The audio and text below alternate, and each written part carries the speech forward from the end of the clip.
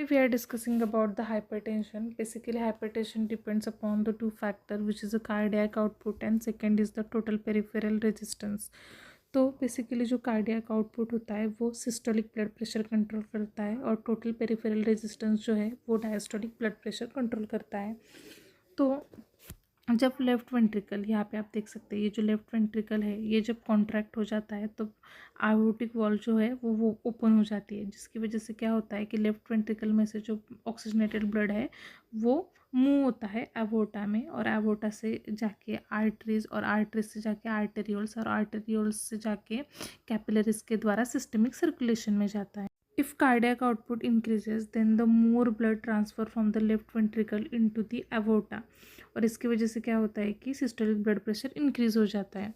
तो ये इससे क्या पता चलता है कि कार्डियक आउटपुट अगर बढ़ जाए तो सिस्टोलिक ब्लड प्रेशर बढ़ जाता है और अगर कार्डियक आउटपुट डिक्रीज हो जाए तो सिस्टोलिक ब्लड प्रेशर भी डिक्रीज हो जाता है। हम देखेंगे total peripheral resistance, which is nothing but the total resistance offered by this arterioles against the movement of the blood from the arterioles into this systemic circulation। Okay, तो अगर ये जो arterioles जो है, ये जो arterioles आप देख रहे हैं, ये जो arterioles है, ये जो अगर क्लोज हो जाए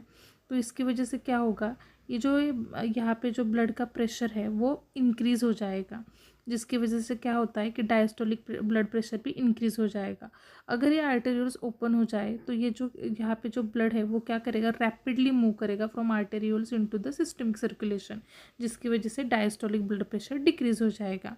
तो बेसिकली क्या है कि cardiac output controls the systolic and diastolic blood pressure and total peripheral resistance controls the